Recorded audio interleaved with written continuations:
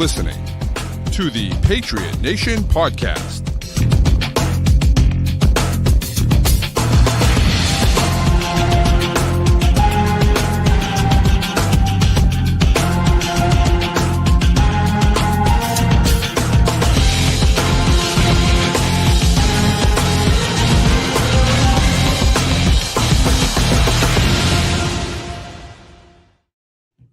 All right, welcome into another edition of the Patriot Nation podcast. As always, a proud member of the CLNS group of podcasts. Make sure you download and subscribe to all of those great shows to get great Patriots content all week long. Tonight, it is the Patriot Nation podcast, as I said. Pat Lane here with my guy, Matt St. Jean. And Matt, Phillip Rivers and Kirk Cousins are starting in the NFL. The Patriots have a hat and T-shirt game this weekend. Is it 2016? What is going on? Yeah, it's been bizarro world in the NFL this year. You want to know what's really funny? I saw this earlier. I think Aaron Schatz tweeted this. So something I talked about all offseason, we talked about the Patriots' schedule, was that preseason strength of schedule and how your actual strength of schedule are like not super correlated. Yeah. And he said like the average correlation is like 0.4, which means there's a relationship, but it's not like a strong relationship between those things. Like I'd emphasize that, like, hey, just because the schedule looks easy doesn't mean it will be easy. According to him, the actual relationship between preseason strength of schedule and actual strength of schedule this year is 0. There's just no relation. He's never seen it before. It's insane. And like that, I think it's because the Patriots schedule has been easier than what we expected. Which, I mean, you'll take. No complaints here. Well, we look at it and say, okay, there's definitely some teams on there that aren't great, but they're not going to be as bad as we expect.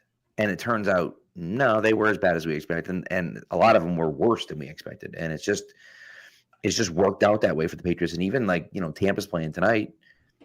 Even like the Tampa game is looking like a game that like all of a sudden isn't as impressive as it was because Tampa's fallen off a cliff. Really kind of after your game, but I wonder if it was maybe even the game before or 2 games before your game. Is Tampa, all of a sudden not a great team? Do they miss the playoffs in the NFC? Because the loser of the NFC South is missing the playoffs, and there's a chance at this point they're 7-6, same record as Carolina. They get passed by Carolina this weekend. And Carolina never looks back and wins the NFC South. Well, those two teams still play each other twice. The rest that's very true. So that's gonna come down to those. Yep. I think what's interesting, the Patriots you finished the season 5-0 against the NFC. The team that gave you the hardest game of any of them was Atlanta. Yeah. Really, and yeah, I think that's fine. I think that speaks to the week-to-week variance in the league, and I think particularly the NFC South has been so high variance week to week. You look at a Tampa team that has been badly injured all year.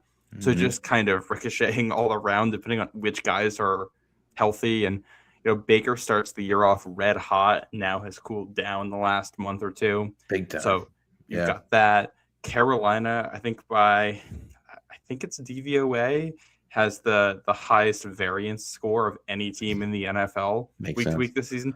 They beat the Rams and also got trounced by us. And there's a couple. They got trounced by Buffalo. It's all over the place there.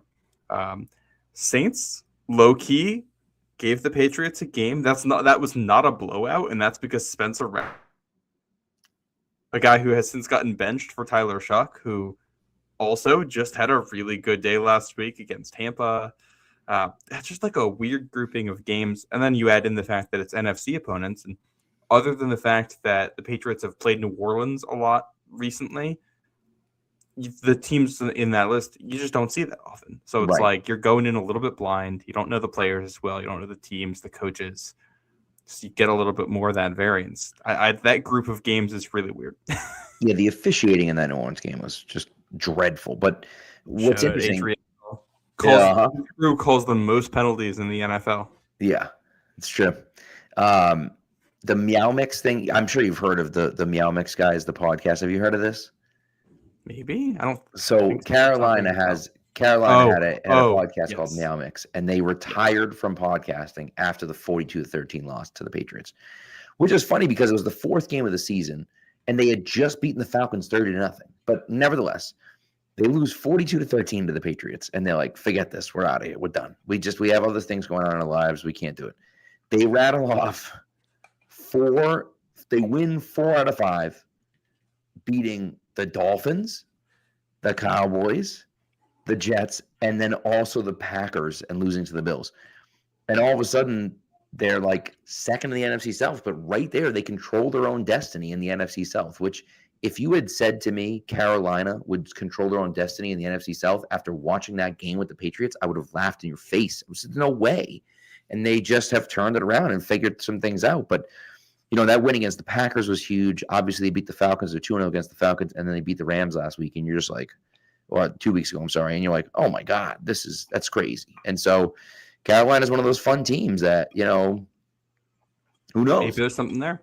Well, Yeah. I think as Patriots fans, we more than anyone should really know how, you shouldn't overreact to one early season blowout loss.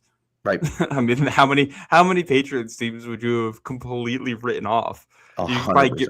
You would get rid of 3 of the 6 Super Bowls, I think, just off the top of my head, if you eliminated teams based on those. That's correct. Well, even actually, you'd get rid of 4 of the 6. Yeah, it's true. Yeah, it's crazy. And that's not including 2016, where you lose a game 16-0 at home or whatever it was, without Tom Brady starting a rookie third-string quarterback with an injured throwing hand or whatever. Yes. It was. Yeah, literally like I think it was a broken hand. Literally couldn't throw the ball. While we're doing this and looking in the rear view, not rear view mirror, looking back a little bit. Yeah. You go back to week 1, and like the hyped up game week 1 on the Sunday, Bills at Ravens, a game that absolutely lived up to the hype, was an incredible game. But what if I told you that maybe the more likely game to happen in the playoffs is like Rams-Texans as a Super Bowl preview? That like that might actually be the game that's more telling. A 14-9 relative snoozer in week 1, a game probably a lot of people didn't watch because Packers-Lions was in the same slot. So you're probably watching that one instead. Right. And the Texans are maybe the team you don't want to play in the NFL. You know what we could do if we wanted, Pat? If we want to kill a little time after we do the Patriots-Bills breakdown here, we quickly power rank teams that we would least like to see in the playoffs if you're New England. All right. I'm down with that. In the AFC. Yes, well, of course, in the AFC, yes. Yeah. I'm down with that. We'll do that at the end. This week's going to be really interesting. I'm going to start our Bills conversation with this. I tweeted this out already. Okay. I'm going to say it again. I'm going to reiterate it to people out there. Can Bills and Patriots fans just shut the hell up? Just shut up. Just shut the hell up and enjoy your generational freaking quarterbacks. Like we both have and I don't care if it's early for Drake May. Doesn't matter to me. I don't care. I know it's early for Drake May. I don't care. Like we both have generational quarterbacks who seem to be nicer guys than they are football players, which is just impossible. And like all we've done is just crap on each other, and it drives me insane. Like, just stop doing it. It drives me absolutely insane. I feel the absolute opposite. I love that this has like some vinegar to it right now. There's like a real fun hatred to it for me that like I enjoy the fun of going into this game and knowing that, like, I don't know, I feel like either team could win this Sunday by 14 points and it would not shock me. Right. Because when you have dudes like that at quarterback, like you can go win with the absolute perfect game plan. And if the other dude has one of those days, that might just be it. It just doesn't matter. Yeah. Yeah. It's scary to have multiple guys like this in the division. I feel like the real guys who should be upset right now are the Jets and Dolphins fans. Because it's like, man, we got to sign up for 4 games against these guys every season for how long? After dealing with 20 years of Brady? Well, that's the thing. And I will say, I am half joking when I say that because I understand. Like, I get it. I do like that as well, right? But it's just so funny. And like, I love that May and and Allen are like not that they're super close, but they seem like they're friendly with each other and they like rooting for each other and they genuinely respect each other, and that's cool as well. And that kind of happened with the Brady Manning thing, where Brady and Manning really respected each other, and and just kept playing against each other, and just had these monstrous games over and over and over and over again, like every year. And it's gonna be the same thing. And of course, Brady and Manning started out in the same division, and of course did not finish that way. But it's interesting for me to look at it and say, man, that'd be great. Maybe you know what? We should do another realignment and get the Bills the hell out of our division, so we don't have to play Josh Allen twice a year. That'd be nice. I'd sign up for that. That's a real underrated, I think, sliding doors moment in NFL history is that 0-2 realignment. Because what if they put the Dolphins in the South and the Colts end up coming into the AFC East? Yeah. And then we keep that rivalry, and you get Brady Manning twice a year, every year from 2002 through 2011, plus playoff games. And I think that probably means I don't even know what that ends up meaning for the rivalry. Probably less of the playoff games because you're beating up on each other in the regular season. Well, people would just be sick of it. I mean, I think after a while, people would just be like, all right, we're done here. Like, they play so often that it's like it happens twice a year. And sometimes it's happening, the second week of the season or something like that. And no one cares. You know what I mean? I don't think so. But, I do wonder if it changes the way we view them. I look at, I don't know, Mahomes and Herbert in the AFC West. And part of it's that the Chargers are just not a great organization. So, they've had their issues. Yeah. But those are two guys who were top tier in the NFL who play each other twice a year. And I don't feel like it gets that billing. And, maybe it doesn't get that billing because one of them always has to be the loser in the relationship, and because one of them always has to be the loser because they're in the same division. Whoever that is all right, well, because Mahomes is always beating Herbert because the Chiefs as a team are better than the Chargers as a team, we're automatically just, all right, well, there's a massive tier gap between these guys, and we're not hyping it. Maybe something like that develops between Brady and Manning, and the rivalry gets viewed differently. It's possible. Although I don't know if that's really happened with Burrow and Lamar.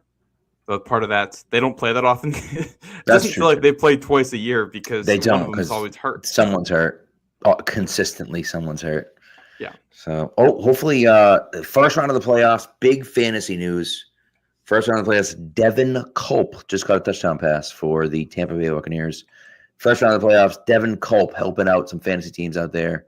If you're starting Devin Culp and you're in the fantasy playoffs, man, well, listen, I mean, you're obviously not starting Chris Godwin or Mike Evans or Bucky Irving or Rashad White or Sean Tucker or Emeka Buka. So, you don't need any of those guys. So Devin Culp is the obvious guy. Are you starting Kyle Pitts this week? Do you have Kyle Pitts? I do have Kyle Pitts. I would be starting Kyle Pitts, except my team with Kyle Pitts has a bye, so I'm not starting Kyle Pitts. I have Kyle Pitts. I made the decision this week that I did not want to depend on Kyle Pitts in a playoff game, have him play on Thursday Night Football and have him not play well, and then have to look at that number in my box score from Thursday through Monday night and lose and just fixate on that. And Isaiah Likely was on the waiver wire. So I picked up Isaiah Likely going against that last-ranked Bengals defense, thinking I feel like I would rather, if I'm going to die, I'd rather go out this way. And I've got Kyle Pitts with 20-something points on my bench now. So I think the decision-making is sound. But now I'm going to have to stare at a 20 or maybe even a 30-point performance. Now I don't even know on my bench for the next 4 or 5 days. I think that is, I know it's only 2 games in a row, but, 7 receptions and 6 receptions. In back-to-back games, that's decent. Well, Isaiah Likely has also had a couple good games back-to-back. That's also true. Worst defense. Fair point. Yeah, that's a fair point. Yeah. So I want to come back to this Bills-Patriots game because I kind of want to put this in some context of history real quick before we get into the actual matchup. Yep. So the last time the Patriots had a quote-unquote hat and T-shirt game at Gillette Stadium was Week 16, 2019. Saturday Night Football. If the game gets flexed into that, Patriots hosting the Bills in what would end up being Tom Brady's last win in a Patriots uniform. And a game that ends, you win that game by a touchdown with a defensive stop at the end where you're basically the Patriots defense was betting that Josh Allen was not going to be accurate enough to beat them down the field. And he wasn't. Held them 17 points. And then you flash forward to 2021, 2 years later, and it's not a hat and t-shirt game, but it is almost in week 16 at Gillette. If the Patriots win, they will knock Buffalo out of division contention, and they just need a Miami loss at some point, and they win the division. I actually rewatched this game earlier because I was curious about how it went. I remember not liking it, but I couldn't remember the details. Patriots lose 33-21. Patriots score a touchdown to make it a one-score game in the second half. Bills score, make it a two-score game. Patriots score again to make it a one-score game. There's 7 minutes left. First pass of that drive. Josh Allen throws a ball directly to J.C. Jackson, and he drops it. Oh, 3rd and 10, Isaiah McKenzie beats Miles Bryant for a conversion. Next play, he beats Miles Bryant again in what would be a theme that year. Yep. You get a 3rd and 10 conversion, or you get a 4th and 1 conversion later on the drive with a Josh Allen bootleg that he takes for himself, bootleg keeper. You got a 3rd and 10 conversion where Josh Allen scrambles and underhand flips it to Stephon Diggs, who takes it. So on a drive where you could, in theory, on the first play that you could have picked off Josh Allen, Mac Jones goes and maybe score a touchdown and take the lead late in it. You just can't get key stops. One of 2 games in a row to end that season where the Patriots don't force a punt against Buffalo. Their offense kind of does what they want. Yeah. So I think that's kind of that's the context here, is that the Patriots have been in this position before, and you've made Josh Allen look silly in one, and you've had the better quarterback in one, and the other one you haven't been able to come up with those plays. And here we are again, late season, Gillette Stadium, hat and t-shirt game, these 2 teams, and moving into the new generation here. Yeah, and you know what? The 2021 one is interesting because that to me is I don't know if I can necessarily blame the Patriots for that necessarily. You get, Mac Jones, who is fine, but, rookie year and Josh Allen was kind of at the height of his powers, I would say, in 2021. That was really that was his 4th year when he, was, firmly in the MVP conversation. And, he's kind of been there ever since. And this is an interesting situation the Patriots find themselves in because similar to 2021, there's just not the expectations for this team are just not where they were. And I don't think anyone saw this coming. In 2021, I don't think anyone saw that coming either because, you have Cam Newton coming off, and you have Mac Jones, a rookie, and you're like, okay, this team could be pretty good. We still have Belichick. You never know. And they significantly outperform what we thought they would be. And then, of course, this year Drake May is playing like a man possessed. And, of course, that, leads to these victories the Patriots have seen. And it's an interesting parallel because the Patriots are in a situation where, yep, they're those kind of plucky underdogs. And the Bills are, kind of trying to maintain their stranglehold on the division. Now, the Patriots, record-wise, have the stranglehold in the division right now. They're the ones that have the stranglehold on this division, and not Buffalo. And so that's fascinating to me because if they win this game, they're in, right? They win the AFC East and they clinch the playoff berth, obviously, and more than likely will be the 1 or 2 seed. But Buffalo is still that team. And they're still trying to prove that team. Patriots have gone into Buffalo and won in Buffalo, similar to what they did in 2021. Now, obviously, that was a little different scenario, much different scenario. But nevertheless, right, they had won in Buffalo, and now are hosting them at the end of the season. And so it is an interesting parallel. I think the Patriots are much better prepared for that game, for this game, than they were in that game. But still, I've been waiting for 5 weeks at least for the Patriots, the bottom to drop out for the Patriots and be like, oh, yeah, they're not as good as we thought they were, right? We thought they were good, and then they weren't as good as we thought they were.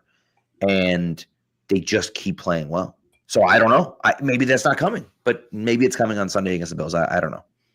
Well, I think what's interesting about this, Buffalo's favored by 1.5, and I think that seems fair. You look at, first of all, how week 1 goes, or not week 1, matchup 1, week 5. I think you look at what's changed since then, or what were the outliers in that one for New England. No Milton Williams, who was massive for you in that game, who had a really good game, and no Will Campbell. So losing 2 key guys on the line of scrimmage is never something that's good. If you're Buffalo, they haven't added as many guys, but they have Maxwell Harrison and Gabe Davis in now. They did lose Taylor Rapp, their starting safety, between now and then. Yep. The Patriots lost Antonio Gibson and also did not have Kayvon Chason in the first matchup. So a little give and take on the line. And then I think the 2 big injury notices for this one: Terrell Bernard for the Bills, their top corner, spotted in a walking boot, limited in practice, and Harold Landry just missed a Thursday practice. He was limited on Wednesday. So those are the things to watch.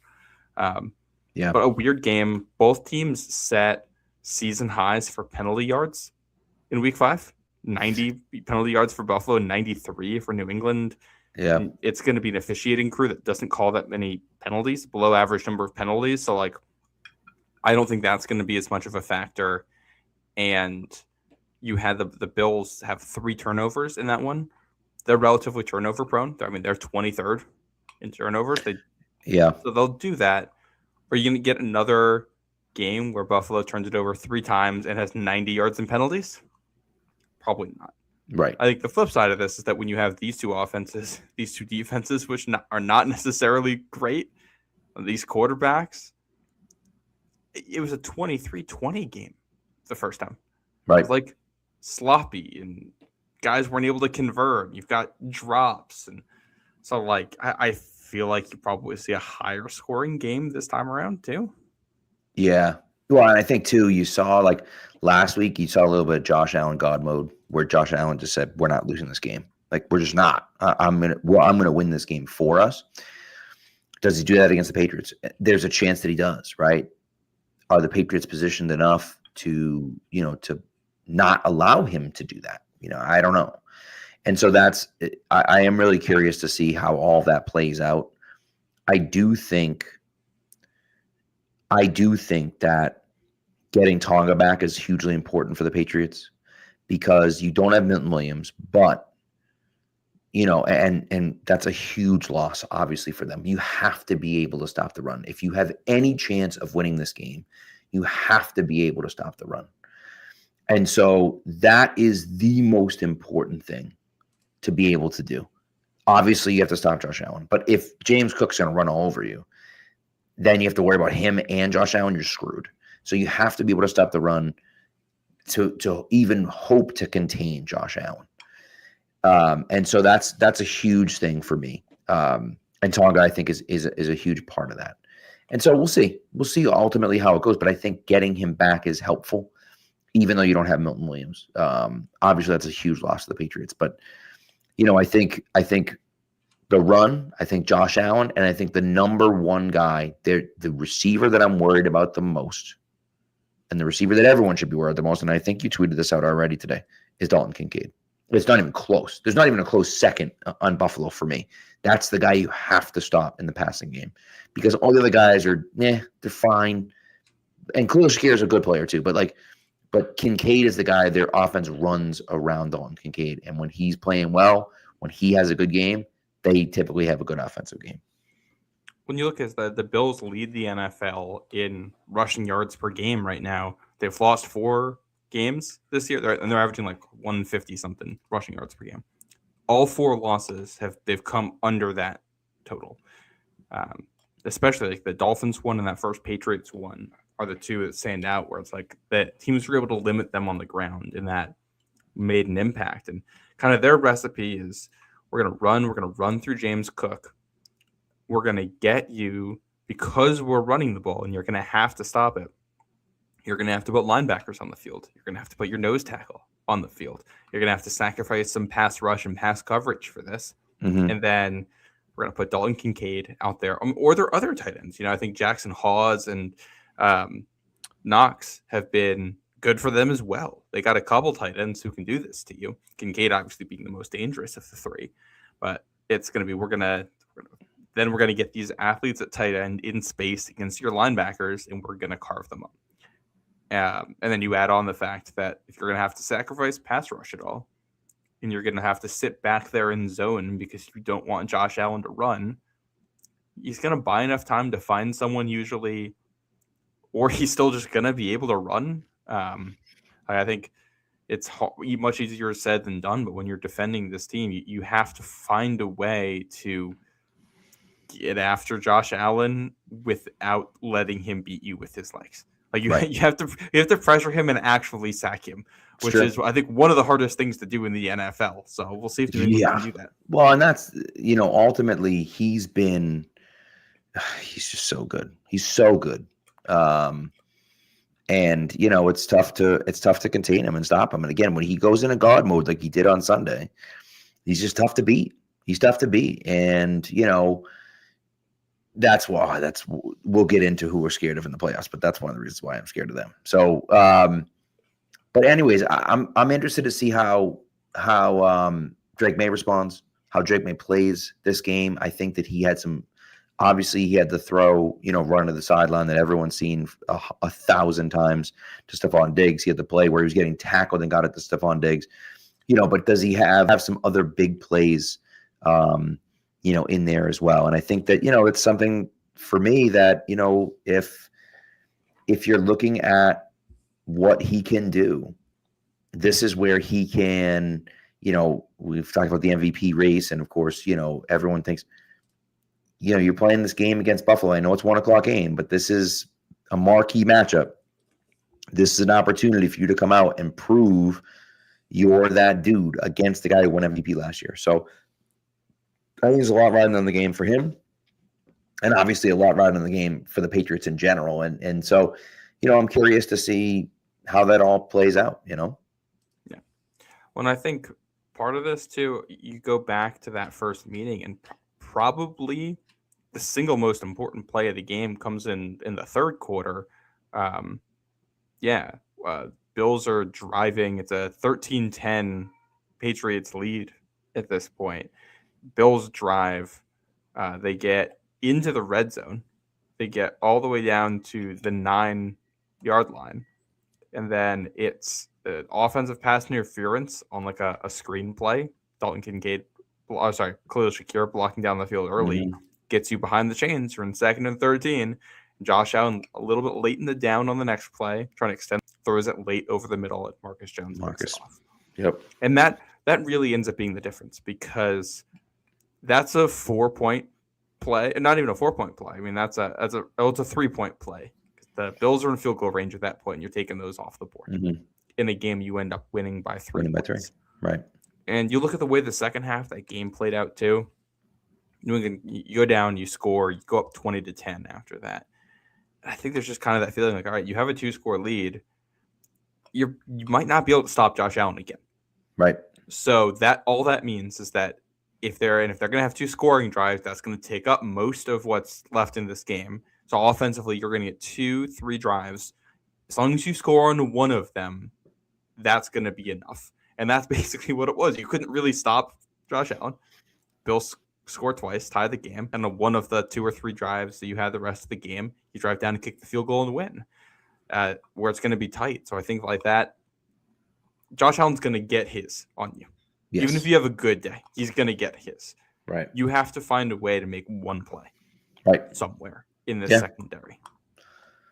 Absolutely.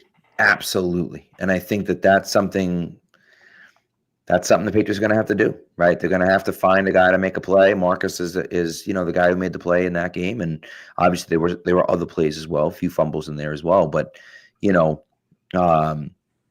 going to step up and make the play defensively, right? Is it Christian Gonzalez? Is it Carlton Davis? Is it Marcus Jones again? Like, who is the guy that's going to do that? And I think that's really the question, and we'll see. It's going to be, man. This is the type of matchup, though, like, that is so much fun. One of the things about the Patriots being good again is that, like, these matchups are like, I got like bubbles in my stomach already. It's friggin' Thursday, for God's sakes. And I've been worried about this game all week. Like, it's like we're stressed about it because it's like it matters and it's huge. And it's, it's an opportunity to prove that we're that team, right? That some people believe we are and some people don't believe that we are, right? And it's an opportunity to shut all the Bills fans up, right? And the Bills are looking at it the same way. And this is something the Patriots haven't had for quite a while. And to be back there again is so awesome. And, I almost feel like for me, and I don't know if you feel the same way, Matt, but like when we watched Tom play, right, it was just so obvious. It was just like, well, yeah, of course they're going to win. Like, what are you talking about? It's one of the reasons why the Eagles Super Bowl hurt so much was because they got the ball down 5 with a chance to win the game. And they fumbled. And you're like, what do you mean he didn't score a touchdown and win the game? What are you talking about? It's Tom Brady, like. Well, and I think even beyond that in that game is that like there's that almost a lack of closure with it. Yeah. Because the way that strip sack happened, it's like, all right, Brady doesn't even really get the opportunity. The pressure is so quick and it's up the middle. Right. You don't really have any chance to avoid. He touched the ball. He hit Brady's left hand, which knocked the ball out of his hand. It's just like such a fluke play, like. Well, and it's just one play where the defense gets you, which is, again, like, that might be all it takes this Sunday going against a guy like Allen. But so I'm starting to feel that same way about Drake May. I'm not in an overarching way, like the overarching thing where like you had Brady, we felt like we were going to win every game. And I have Drake May, and I feel like, okay, like we have a good chance against everyone. But when he goes back to pass and he throws that ball downfield, it's like, oh, it's guaranteed it's a catch. Like it's going to be on target. It's going to be a catch. It's going to be like a good throw. He goes back there with the ball in his hands in the pocket, and I'm like, all right, what's he going to do? Like I'm waiting for it because he's going to make a great play, right? And so that's been fun having that again because that's something that we haven't had for a while. And, and having a truly special guy at quarterback makes all the difference in the world. And of course, that's the case here with the Patriots, I believe, and certainly it's the case in Buffalo. And so it's cool. Well, I remember, I think one of those distinctive like kind of imageries I remember with Brady is just those plays where he gets a really good pocket and it's a home game. He's just standing in the pocket and you can hear the crowd starting to roar. Right. Because that like he has this much time. Yep. Something really good's about to happen. Right.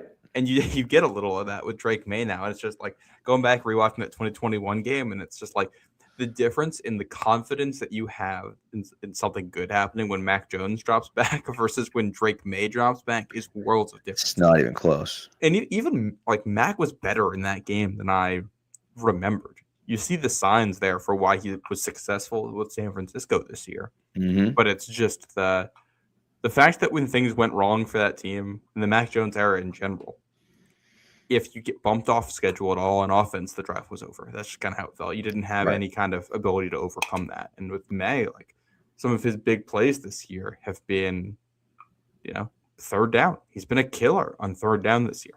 Yeah, it's true. It's true. And I think that that's one of those. And again, this is where can you take advantage of the situation? Can you take advantage of the plays? Can you make the plays necessary, to win the game? And I think that Drake has kind of shown time and time again that he can. And so, that's I'm really fascinated to see how that's going to all play out. I do want to bring this back to this week, in particular what New England does when Josh Allen has the ball. Because I think, one of the interesting things, we've talked about how good the Patriots run defense is and kind of talked about how the pass cover has not been as good as we've hoped all year. But you look at like the last month or two of the season, last 6 weeks, and that has kind of been the opposite. The run defense has slipped. It's been bottom half of the league lately. And the pass defense has surprisingly been very good recently. The guys are all starting to play together and things are starting to gel. And, other than some of these first drive jitters that I think we've seen on defense, they have really locked in on that side of the ball.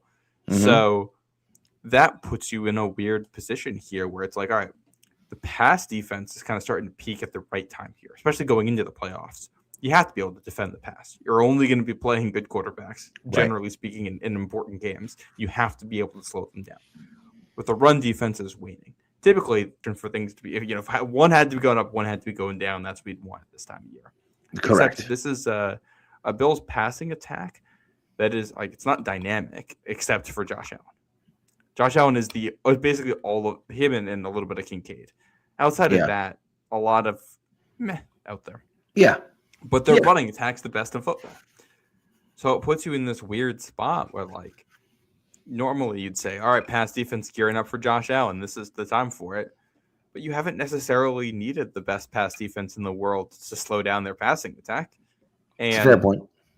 You've kind of needed a good run defense to force them to have to try to beat you through the air. So, like, schematically, I wonder what that means for New England. Because, like, just watching the games, I do feel like some of the run defense issues have been, part of it's that there's a lack of depth at defensive tackle. So, like, you got Eric Gregory out there. You got Josh Farmer playing a lot of real snaps for you. Mm-hmm. Corey Durden, who's come on, like, these are guys who give you good moments, but there's their fair share of bad moments in there. And the consistency, right? Yeah, you're not going to get that when it's Milton Williams out there. Yeah, at least not to that degree. And then I think part of it's schematic. I think part of it is they've been willing to play a little bit lighter in the box and a little bit more too high safety stuff lately, just because they trust their guys up front. I think they know they can get a run stop when they need to. So they'd rather play the pass. At least that's what it looks like to me with some of the spots where they're getting potentially in the running game. So what does that look like this week? What do they sell out to stop? Are they selling out to stop this run? Or are they saying, we're just not going to let Josh Allen beat us? And if you run, you're on us, you run on us, but we're not getting beaten by Josh. I just can't imagine. James Cook's a very good player, and you can't just give up the run. You can't just give him the run. But, like, if you're going to sell out to stop one thing against the Buffalo Bills, doesn't it have to be Josh Allen? Like, doesn't it have to be?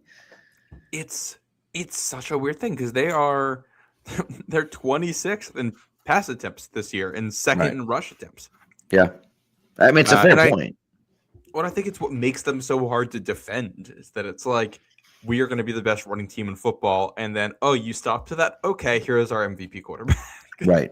I think that makes it difficult for them to stop, right? And so I don't know.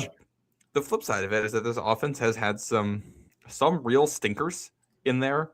Yeah. 13 points against the Dolphins in a game where they turn it over a bunch. They couldn't run the football there. Right. The loss against the Texans where that front four really, disaster. I will say, like, I don't think that a lot of people watched that game and thought it was a referendum on the Bills.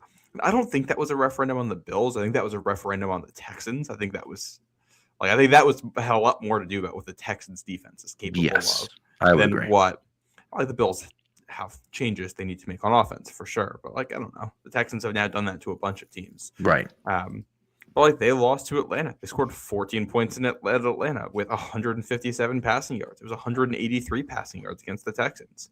245 against New England, which is pretty good, but you've got a pick in there. So that's...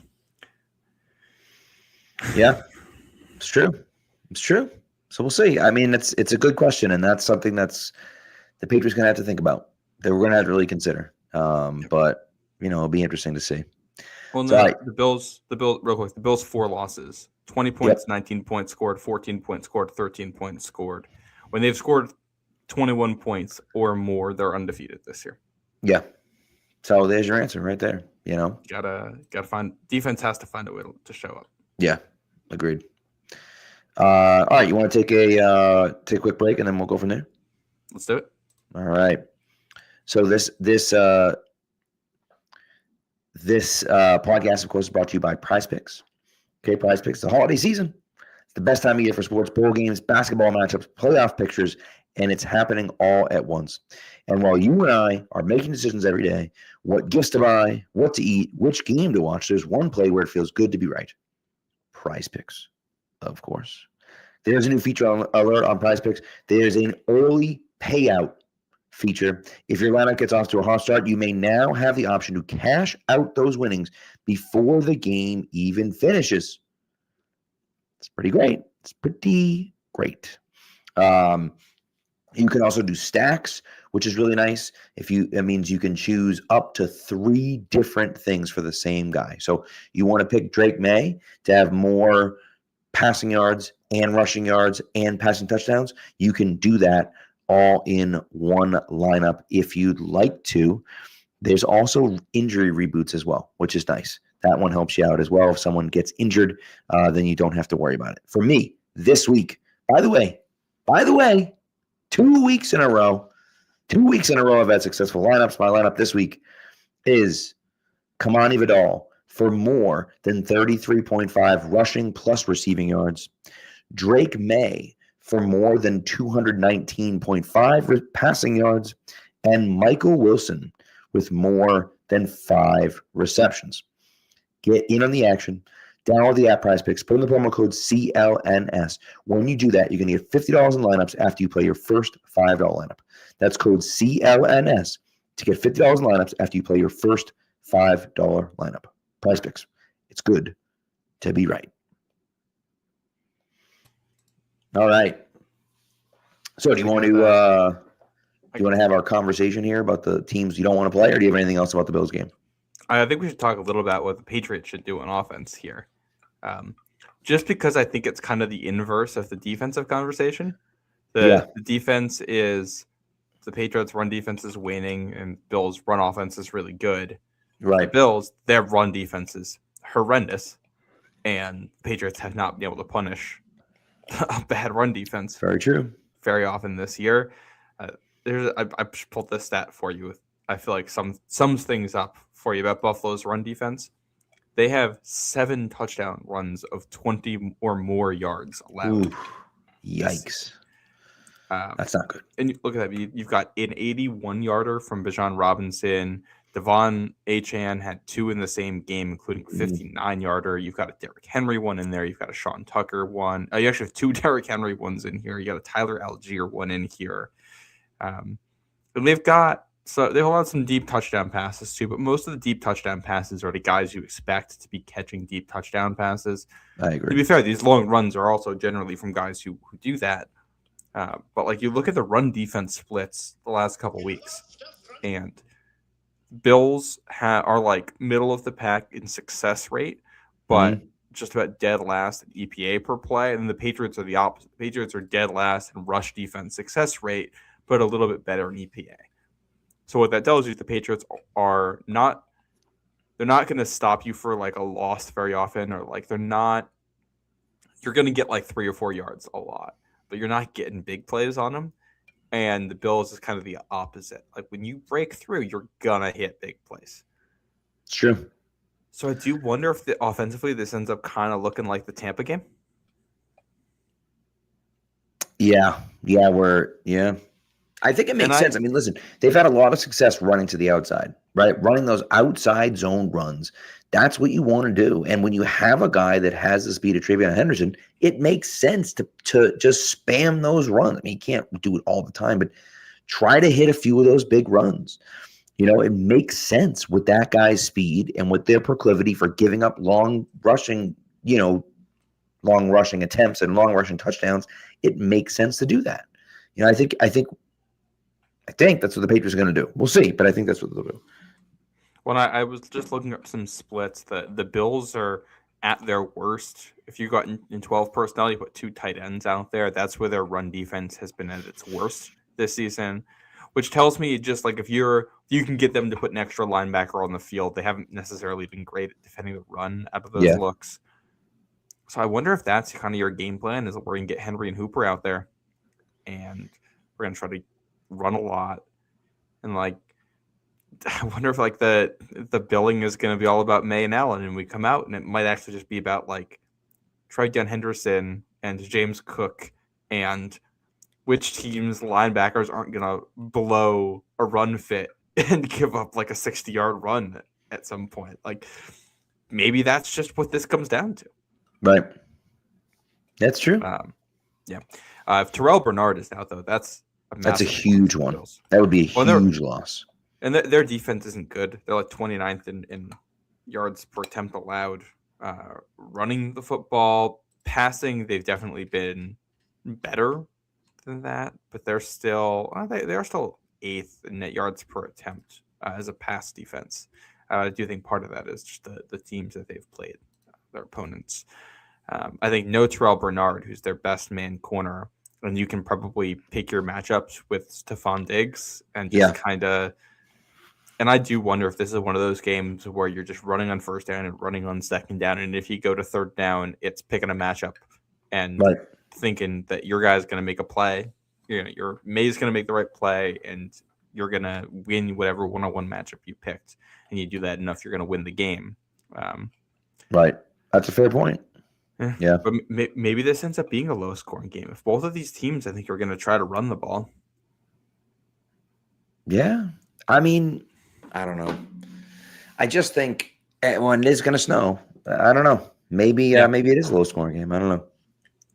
And then I do think this is another one where I think we have to talk red zone offense real quick. Just in that these are the kinds of games where that really looms large. And the Bills are a top 10 offense in the red zone. Patriots are bottom 3rd offense. And maybe this is, you don't want to lose this game 20-16 because you had to settle for field goals one more time than Buffalo did. Right.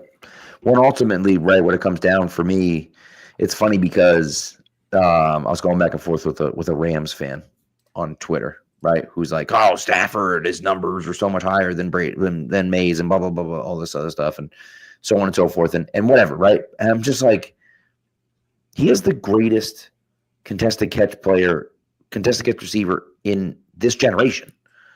He's got 14 touchdowns in 13 games. And he's like, well, that doesn't matter. Well, that kind of matters. That kind of matters. If, the Patriots can't score in the red zone. If they had Devontae Adams at wide receiver, they'd be a hell of a lot better at scoring in the red zone if they had Devontae Adams at wide receiver.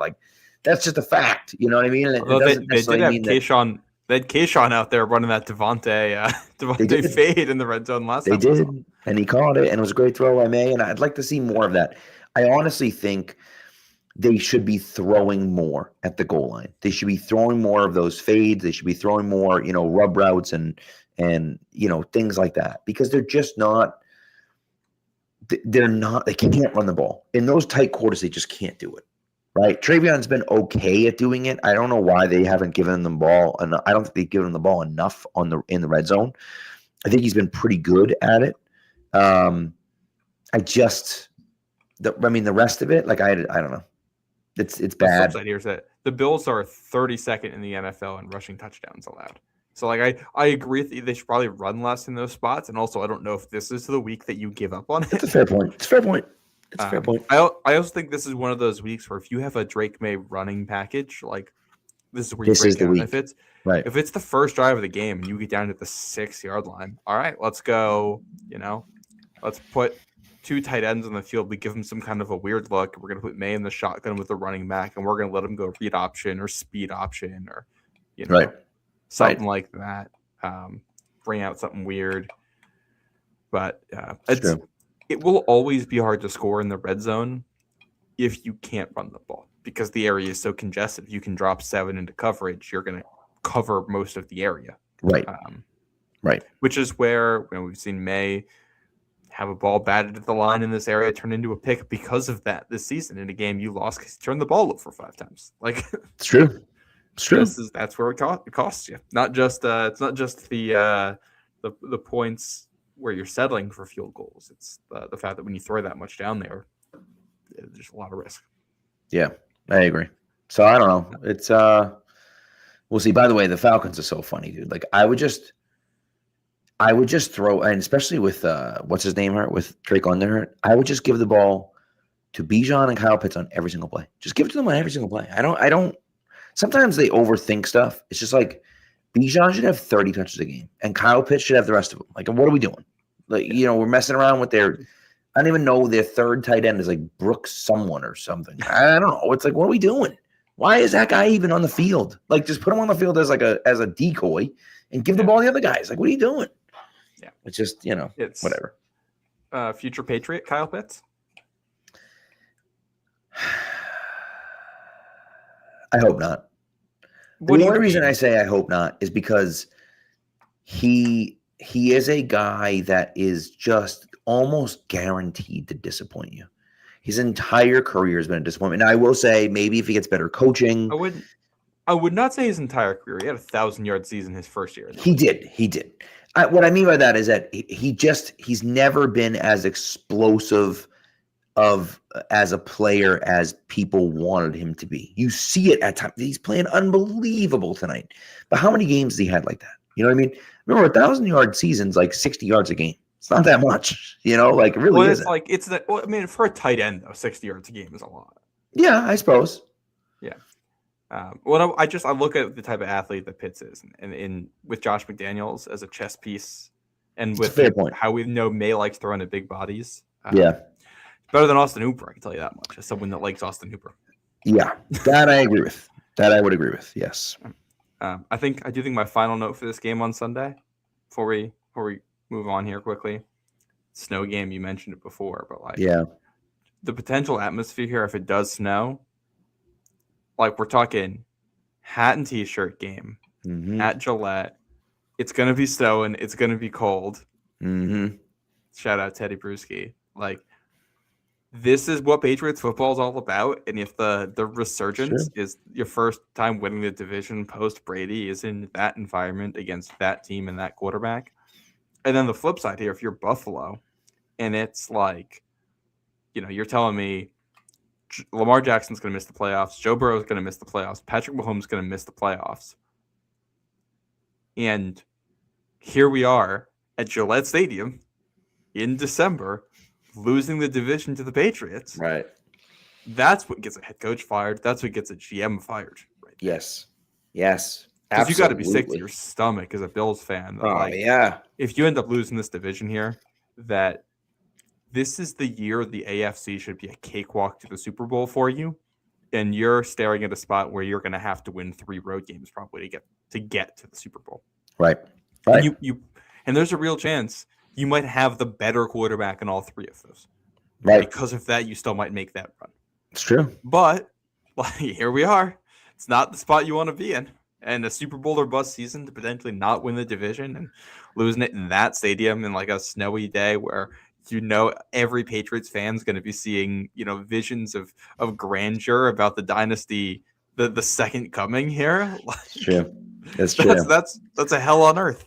That's I awesome. hope it happens. Oh, me too. It's great. And it's fun again. We've talked about this before. It's fun again. It's fun being a Patriots fan. It's fun again, and it's just I can't wait. I always can't wait for Sunday, but now I really can't wait for Sunday. And I'm just I'm really looking forward to it. It's going to be a fun game. My daughter's going to be there with me. So it's going to be a blast. We're going to have a ton of fun. And, obviously you hope they win. And if they win, and here's the thing about the AFC East, right?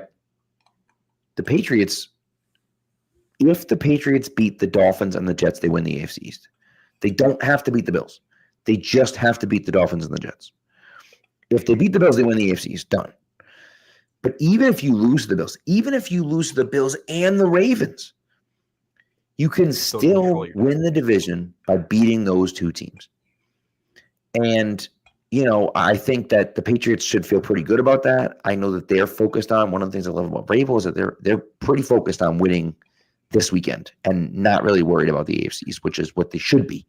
But, this is, I'm interested. I'm interested to see what happens, but it's I can't wait for this game, man. It's going to be awesome. This could be some old time. Just give me a Christian Gonzalez 3 interception game. Oh, God, dude. That would feed families. You kidding me? I will say, a game like this is where I miss Gillette Stadium not having grass anymore, because I just think about all those shots of Peyton Manning coming up with turf all in his face mask. Yep. He's got the paint and the mud stains all over those white Colts uniforms. Yes. I would love to get some of those from Josh Allen on Sunday, and it just can't happen because you don't have grass. So, no. So a side note on that real quick, and then we'll go on. I had researched why the Patriots don't have grass at the stadium. Yep. And do you know why? I did know why, and now I can't remember exactly what it is. It's the stadium's too tall, is basically what it is.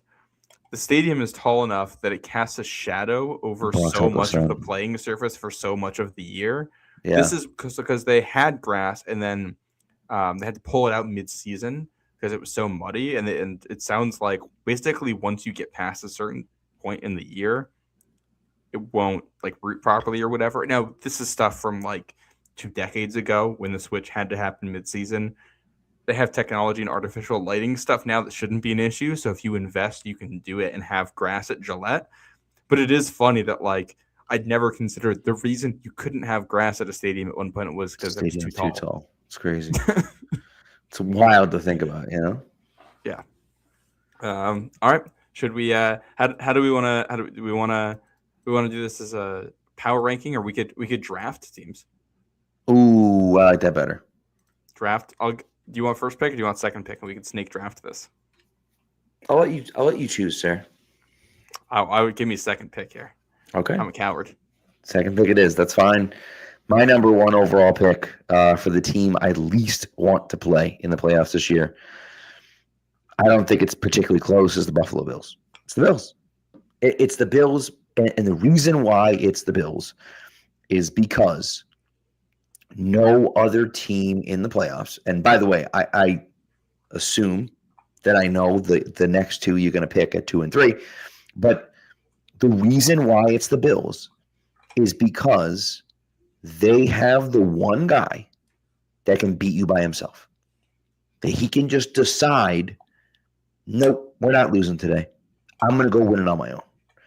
And defense is scary, and there are some decent offensive players in the AFC playoffs as well. But Josh Allen is the single best player that's left in the AFC.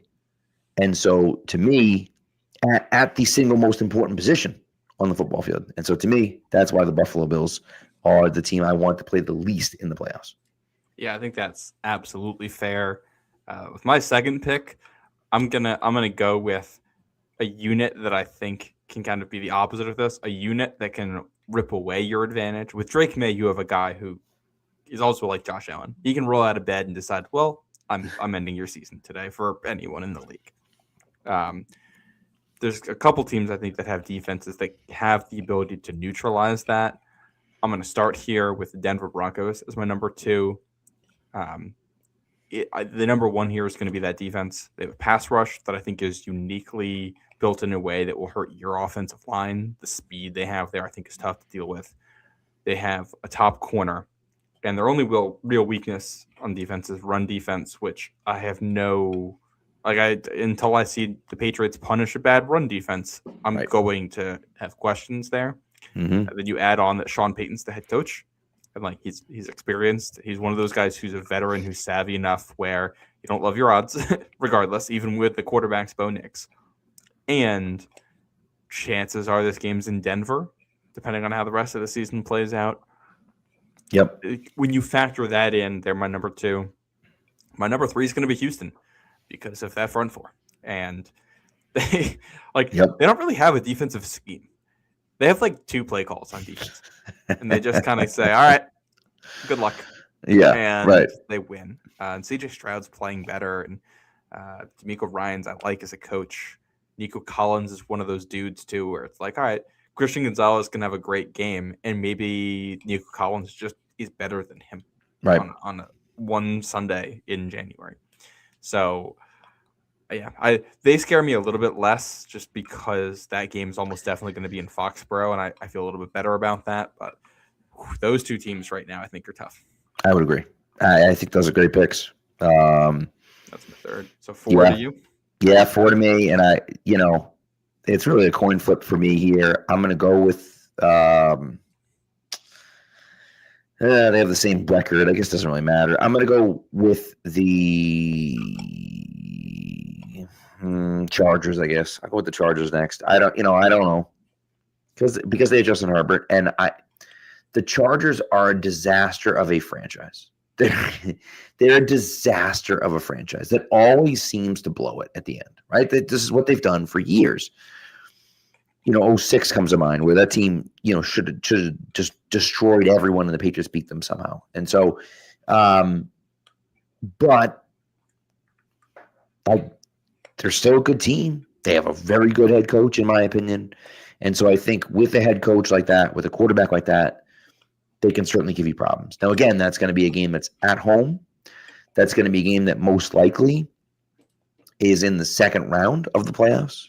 And so doesn't necessarily scare me, but yeah, I mean that, I think LA is a team that I actually think it'd be hard for the Patriots. I mean, not hard. It could be unlikely for the Patriots to play the Chargers, but we'll see what happens. The way the rest of the season plays out. Well, that could be a 2-7 game. It could be because the Chargers have a tough schedule. So when there's a Chargers Texans game week 16 or 17, I think 17. Yeah. And if they lose that, well, that could be a playoff game, but that also whoever loses that, if they get in, is probably the 7 seed. So then whoever loses out between New England and Denver at the top is probably the team that ends up facing whoever loses that, unless someone else sneaks in. Right. That's true. And then my second pick here, my third pick or whatever, probably going to end up being my last pick, is the Jacksonville Jaguars. The Jaguars are a team that it doesn't make sense to me. Like I look at the Jaguars and I'm like, I don't like them. They don't scare me. But they just keep winning. They just keep winning football games, and they're not beating crappy teams, right? And they are beating some crappy teams, right? But they manhandled the Chargers, right? They did lose to the Texans. They lost to the Rams and the Seahawks, but they beat the Chiefs. They beat the Niners. They beat the Texans, like back to back to back, right? They win those 3 games. And so that's a little early in the season, but nevertheless, they win those 3 games back to back to back, and you feel like, okay, that's pretty good. They are on a hot streak. They've won 4 games in a row. They've won 5 out of their last 6. So you feel like, since the bye week, they're 5-1 since the bye week, right? And so you feel like this team is playing well. And, I don't know. We'll see. But I'm curious to see where this where they end up, because they are, to me at least, a dangerous team come playoff time, in my opinion. Well, I think Jacksonville's interesting because they made a really under the radar move at the deadline to acquire Jacoby Myers that has worked out incredibly well for them. And I think that was a move that you look at it and it's like, this is really savvy, because Myers is really, he's got good hands and he'll work the middle of the field and he'll take hits and he'll be a blocker. And the fact that now he has done that has settled down Trevor Lawrence. I think Trevor Lawrence is playing the best football of his career now, because he has someone he trusts over the middle. And now that he's doing that, Brian Thomas Jr. is outside and he's getting more comfortable in a role there. And it's like, all right, feels a little bit like things are clicking for them. They just blew out the Colts, who obviously lose Daniel Jones during that game.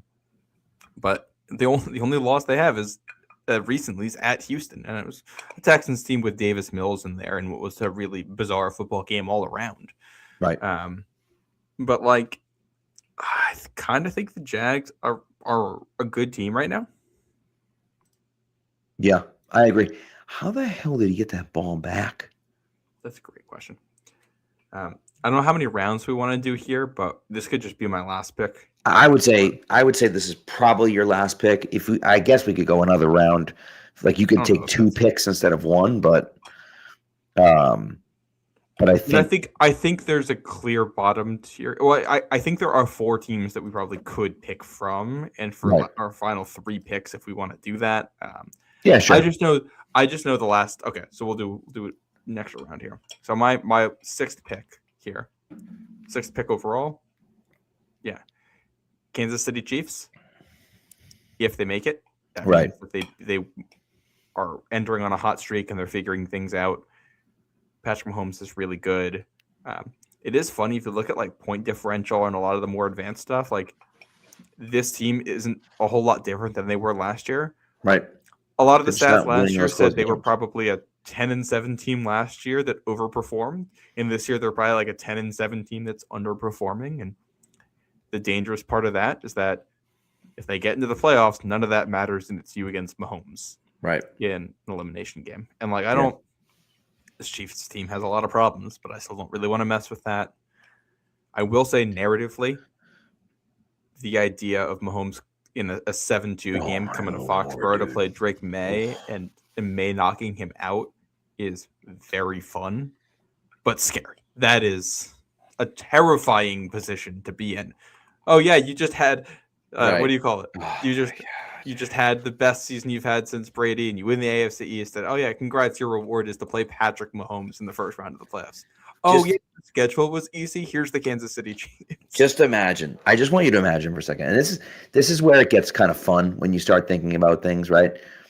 What's fun for me is you look at it and say, okay, well, if the Chiefs make it at the 7 seed, right? Okay, Chiefs are at the 7. Patriots play the 2-7 game. They play the Chiefs in the first round. Imagine if the road to the Super Bowl is Kansas City, Buffalo, and then at Denver. That would be. I mean, you're talking about 2 MVP quarterbacks, a phenomenal unit in a historically incredibly tough place to play, right? Just brutal, absolutely brutal. Yeah.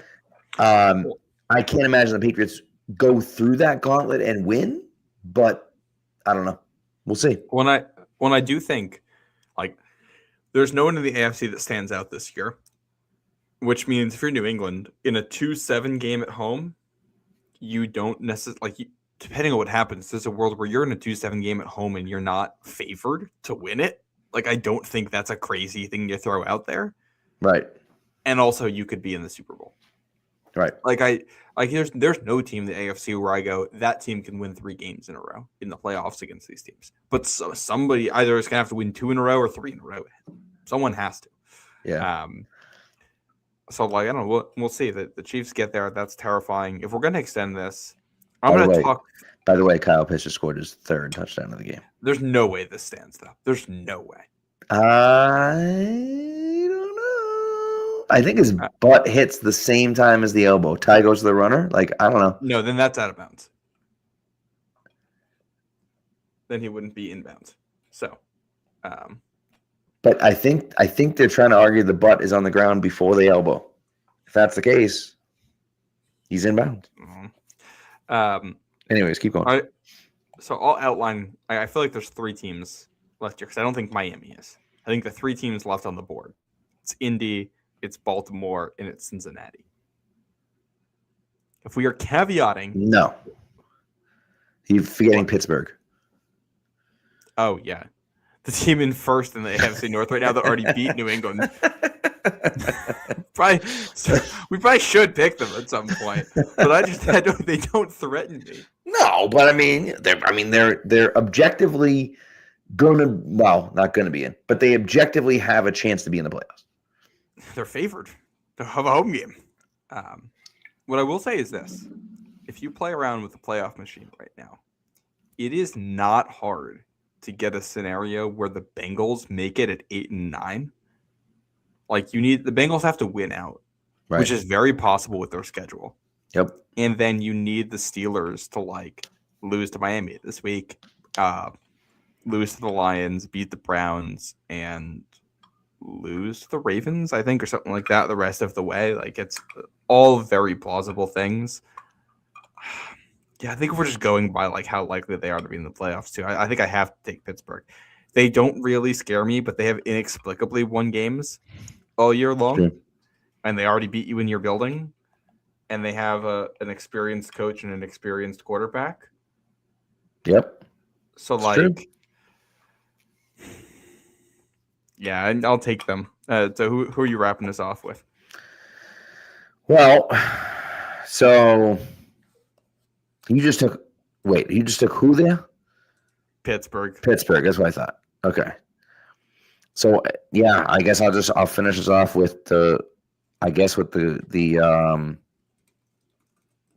Colts. I can't pick the Colts. I'm sorry. I love the story of Philip. Well, maybe the NFL just loves the storyline and they'll rig it so the Colts win. I really think it's so funny because there was a play here, the Bijan Robinson fumble here on Thursday Night Football. where someone was like, someone tweeted out, how was that a catch? But the Isaiah Likely play on Sunday or Monday, whenever Baltimore plays, wasn't a catch. And it's very simple, right? The NFL has purposely ambiguous rules because they want to choose what they want to happen. They are just saying, yeah, whatever. Like, we'll just choose. Like, there's no third step. The third step doesn't exist. He took 2 steps. He's moving the ball. Like, what are you talking about? Well, third step is in the rule book. Yeah, it specifically calls out third step because here's the thing. 2 steps is not about completing a catch. 2 steps is about establishing yourself in bounds. That's what that's what the 2 feet's for. It's the NFL rule book on a catch is essentially have the football, have enough of your body in bounds that we can say you're in the playing field, and then do something with the football to actually like prove that you solidly have possession of it. Right. Which is like I don't know how you define a catch in a way that is black and white. Unless you're going to say have possession of the ball without it moving for X number of seconds. Right. Well, so it's like the Bijan. So the difference between the Bijan one, obviously, is that Bijan tucks the ball away, right? Tonight, on Thursday night, tuck the ball away. That's the difference. He only takes 2 steps, but he tucks the ball away. Then the argument with Likely is that, well, he takes 2 steps and he's moving the ball to try to position it away from the defender so he can't knock it away from him.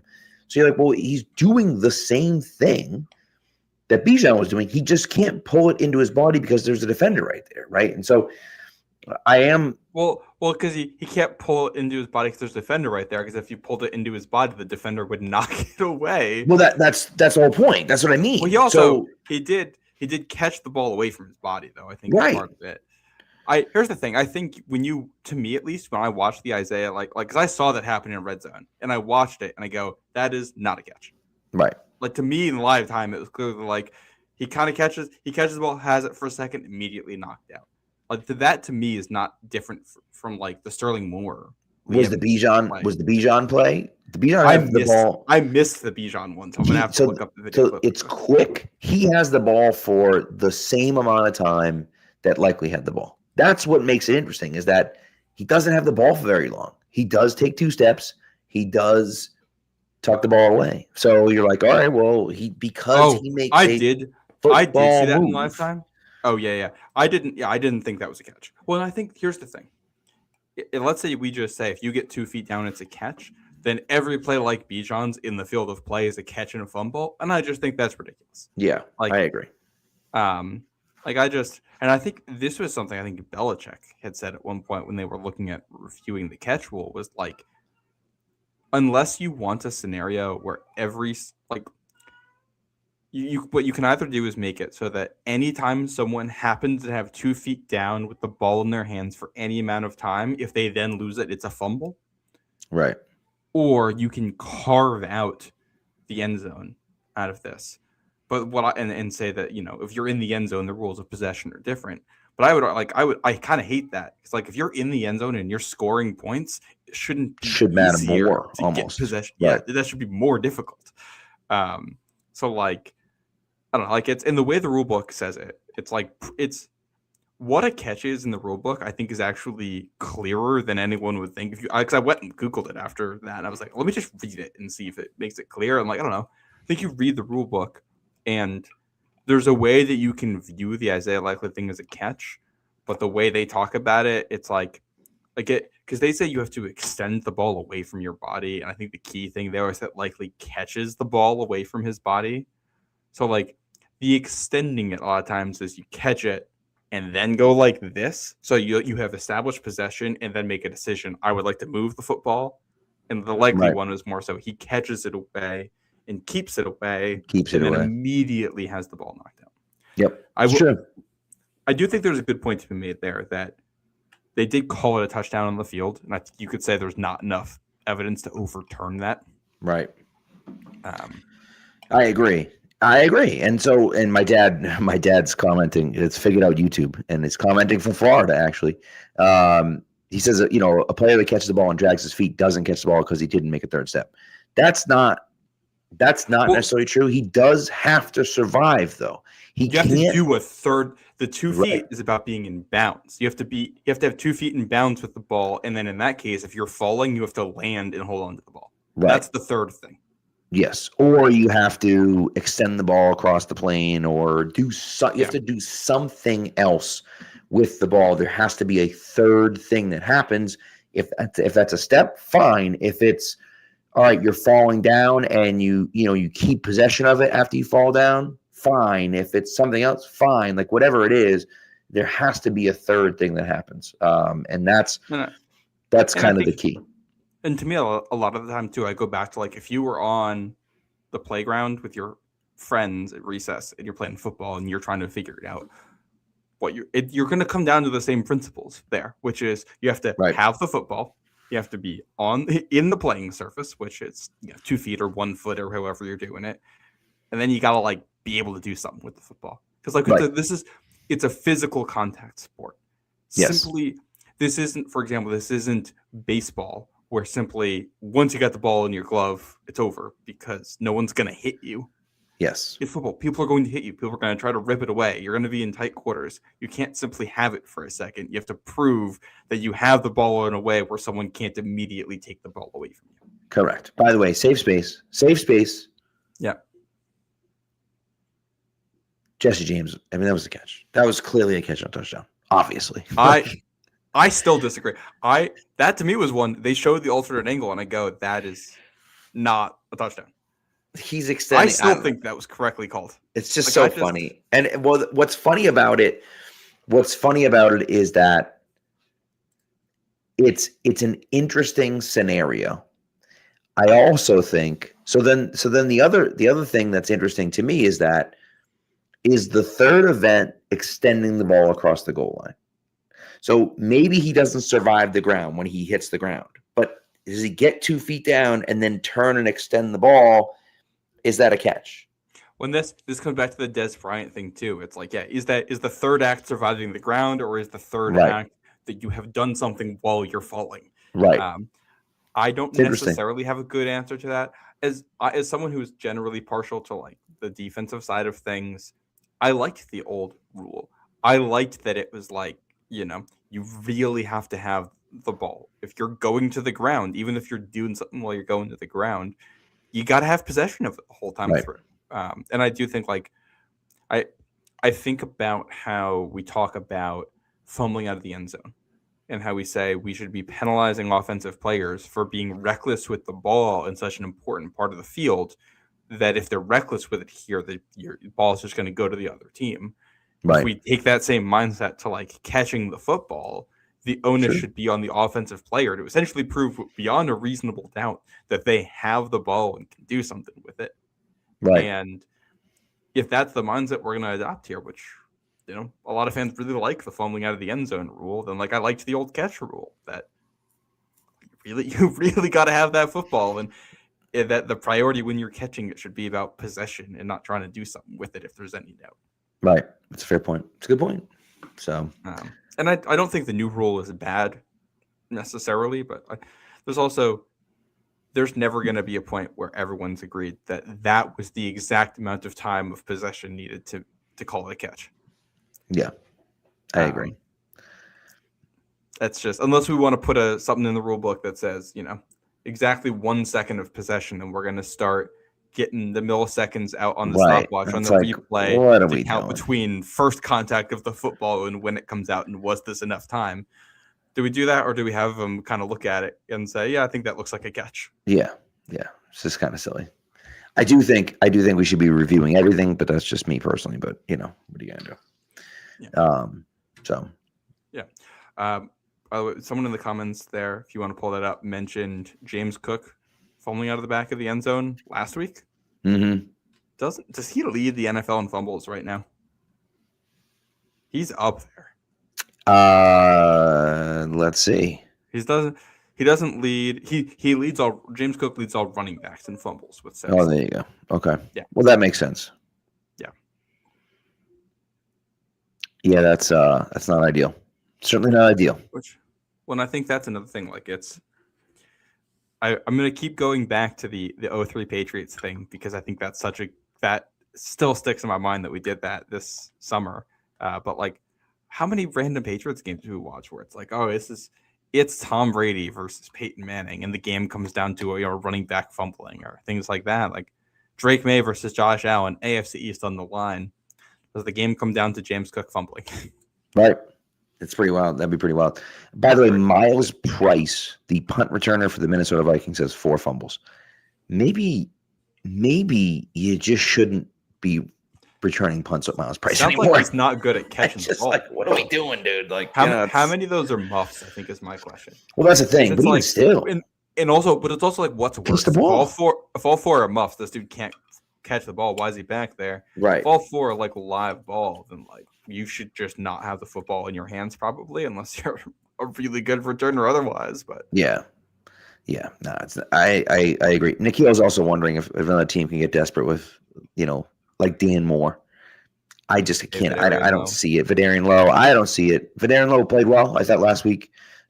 Maybe if he plays well the rest of the year, right? If he has a good game today, this Sunday against a decent Bills defense, and then does a nice job the next few games, is there a chance? Sure, there's a chance. There's always a chance, but I would be surprised if he was a guy that got paid this offseason. But you never know.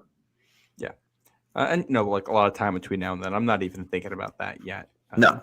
Like he and Ben Brown are guys who played admirably against the Giants, though, and you won't need Ben Brown this week with Jared Wilson back. Yep. But big week for Vidarian Lowe against Joey Bosa over there. So like that's a massive that's one of those matchups too that like we could talk about all these things, and then that matchup can ruin your day. Yeah. Because Will Campbell handled them when they were in Buffalo. When they were in Buffalo, and if Vidarian Lowe can't do that, the Patriots could certainly be in trouble. So yeah, we'll see. So, anyways, let's get the heck out of here. Oh, Kirk just fumbled. Yep. Did he get it back, though, was the question. Looks like he got it back.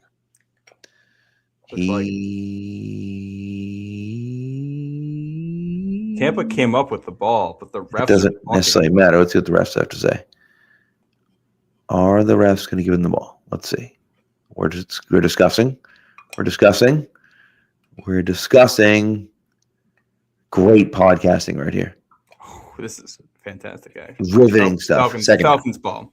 Okay. All right. I think that's a good note. We'll see you guys after the game Sunday. Anyways, yes. Thanks, everyone. Appreciate you guys. We'll see you Sunday night in between halftime Sunday Night Football. We'll go from there. Take care, everyone. Be good to each other, and go Pats.